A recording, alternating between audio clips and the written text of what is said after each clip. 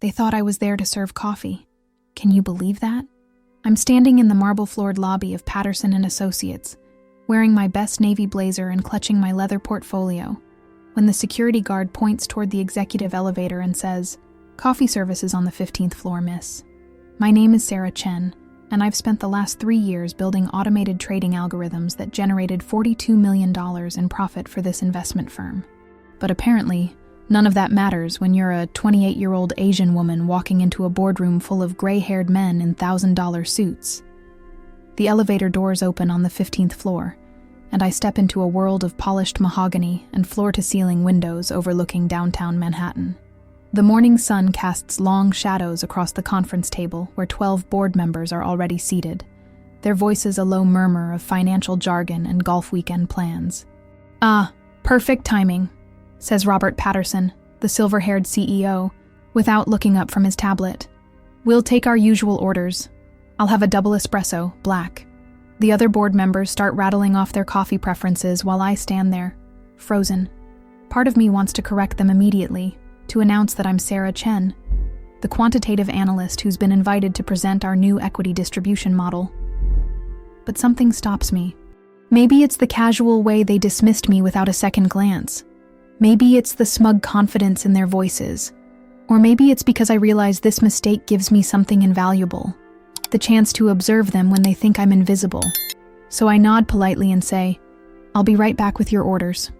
As I walk toward what I assume is the kitchen area, I catch fragments of their conversation. They're discussing the very presentation I'm supposed to give, the one that could reshape how equity is distributed among junior partners and senior analysts. "This whole equity redistribution thing is nonsense," grumbles Harold Weinstein, the head of mergers and acquisitions. "These young analysts think they deserve partnership tracks just because they can code." "Exactly," agrees Patricia Holbrook, the only other woman in the room, though she's been with the firm for 30 years. "They lack the client relationships, the institutional knowledge. We can't just hand out equity based on some algorithm." My hands clench around my portfolio. They're talking about my algorithm, the one that proves junior staff contribute 68% more value than their current compensation reflects. I find the kitchen and start preparing their coffee orders, my mind racing. This is my chance to hear their unfiltered opinions, to understand exactly what objections they'll raise during my presentation. I can use this intelligence to craft the perfect response. As I arrange the coffee cups on a silver tray, I notice my reflection in the polished surface. My grandmother's jade earrings catch the light, the ones she wore when she came to America with nothing but a suitcase and a dream. She cleaned offices for 20 years before starting her own business. She never had the luxury of being underestimated in a boardroom, but I do, and I'm going to use every second of it. Carrying the coffee tray back into the boardroom, I become a ghost in plain sight. They don't see me as a threat, or even as a person with opinions. I'm just part of the furniture, refilling their cups while they plot to dismantle everything I've worked for. "Thank you, dear," Patricia says absently, as I place her cappuccino beside her stack of documents. She's reviewing my presentation materials, the ones I submitted 3 weeks ago. "Robert, this equity analysis is more comprehensive than I expected. Whoever prepared this actually did their homework." "It's from that Chen girl," Robert replies, loosening his tie. "MIT graduate. Supposedly brilliant with numbers. But brilliant doesn't mean she understands the real world of client relationships and business development." I move around the table like a specter, pouring coffee and absorbing every word. They think I'm too young, too inexperienced, too focused on data to understand the human element of their business. They're wrong, but their misconceptions are giving me the perfect roadmap for my presentation. "The problem with these analytical types," says Marcus Thompson, the chief financial officer, "is they think everything can be reduced to formulas and spreadsheets. They don't understand that equity distribution is about trust, about who you'd want representing the firm at a client dinner." "Exactly," Harold chimes in, taking a sip of his espresso. "I've been bringing in major accounts for 15 years. My relationships with pension fund managers alone generate millions in fees. But according to this analysis, some programmer who's never had lunch with a client deserves the same equity consideration as me." I want to laugh.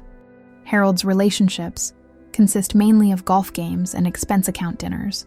Meanwhile, My algorithmic trading strategies have outperformed his hand-picked investments by 43% over the past 2 years.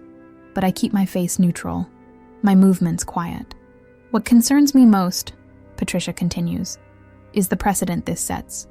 If we start distributing equity based on quantitative performance metrics, what happens to the intangible contributions? Mentorship, firm culture, institutional memory. She's making a valid point, one I hadn't fully considered. My presentation focuses heavily on measurable outcomes, but maybe I need to address the human factors too.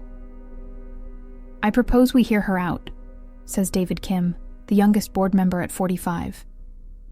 The numbers are compelling, and frankly, our retention rates among top analysts are terrible.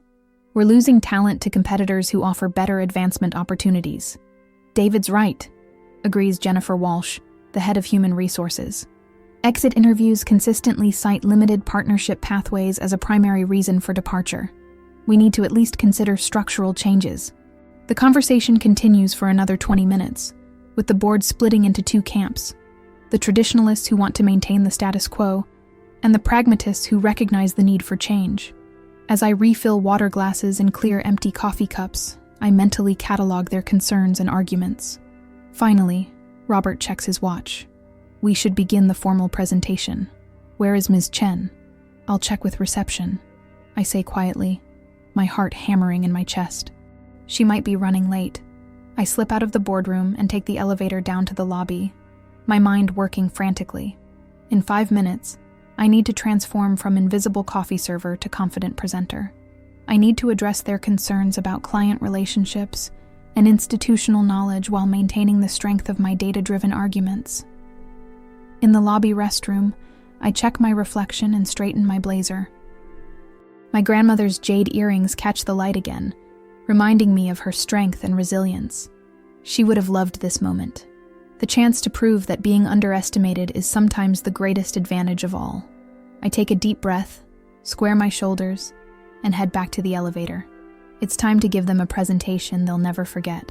Ms. Chen, thank you for joining us, Robert says as I enter the boardroom for the second time. I trust you found the building easily? Yes, thank you, I reply, connecting my laptop to the presentation screen. I actually arrived early and took some time to review my materials. The irony isn't lost on me. I've spent the last hour in this very room, but now I'm seeing it through different eyes. The board members who were so dismissive of the Chen girl are now sitting up straighter, professional smiles fixed on their faces. Before we begin, I say, advancing to my first slide, I want to acknowledge something. I know there are concerns about basing equity decisions purely on quantitative metrics. You're right to worry about that. I catch Patricia's surprised expression. She wasn't expecting me to lead with their objections.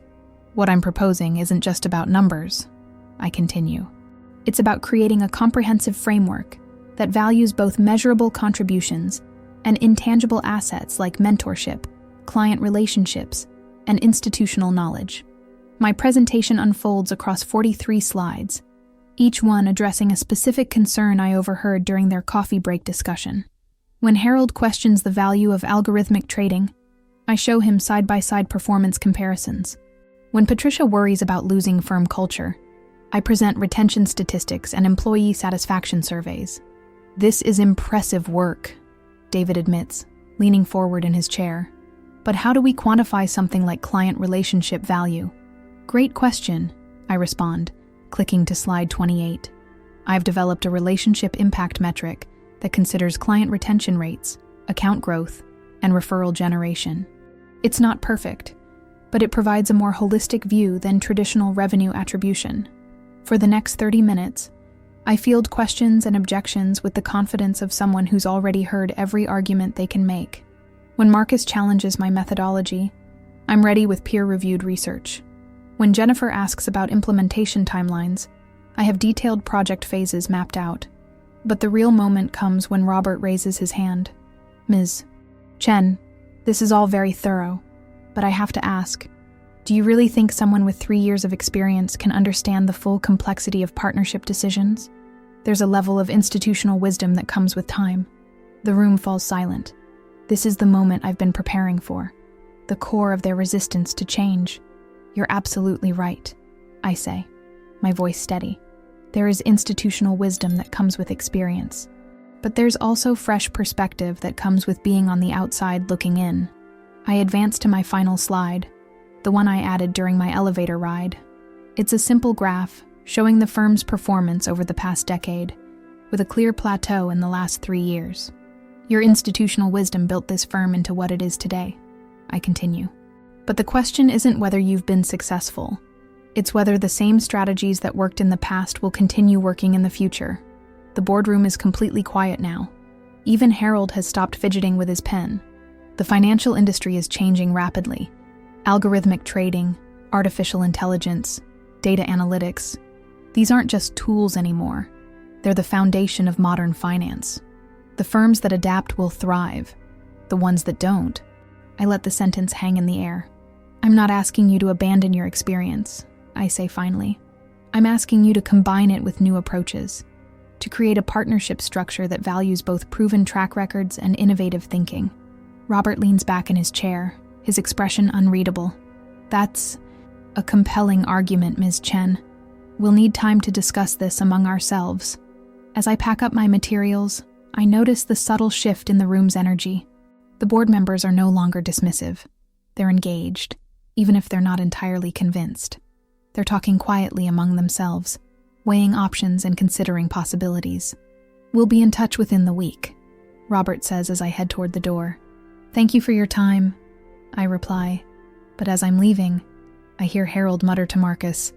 She makes some valid points, but she's still awfully young for this kind of responsibility. I pause at the doorway, my hand on the handle. There's one more thing I need to say.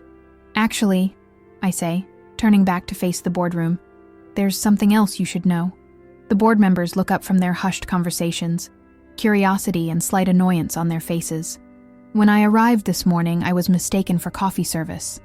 I begin, my voice calm but carrying clearly across the room. Instead of correcting the mistake immediately, I decided to listen to your discussion about my presentation. Then, the silence that follows is deafening.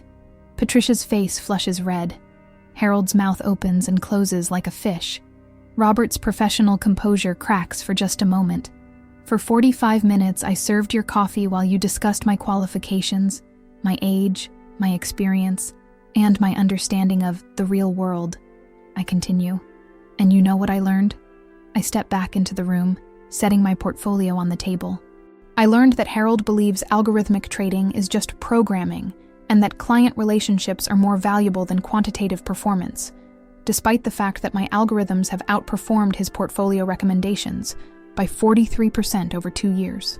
Harold's face goes pale. I learned that Patricia thinks young analysts lack institutional knowledge, while reviewing presentation materials that demonstrate more comprehensive industry research than this firm has produced in the past 5 years. Patricia looks down at her hands. And I learned that several of you believe equity distribution should be based on trust and who you'd want representing the firm at client dinners, which is interesting, considering our client satisfaction scores show that technical competence rates higher than relationship management and retention decisions. The boardroom is so quiet I can hear the air conditioning humming. But here's what I found most interesting, I say, my voice softening slightly. When you thought I couldn't hear you, when you thought I was just the coffee girl, you had a genuine discussion about the challenges facing this firm. You talked about retention problems, about losing talent to competitors, about the need for structural changes. I look around the table, meeting each person's eyes. That conversation was more honest and productive than most formal board meetings, wasn't it? David Kim nods slowly, and I catch a hint of a smile on Jennifer Walsh's face. The truth is, you're right about some things. I continue. I am young. I do lack certain types of experience, but I also bring perspectives that this firm desperately needs, and today proves something important about unconscious bias and how it affects decision-making. I pick up my portfolio again. When you saw me as the coffee girl, you ignored me completely. When you saw me as the presenter, you listened, but filtered everything through your preconceptions about my age and experience.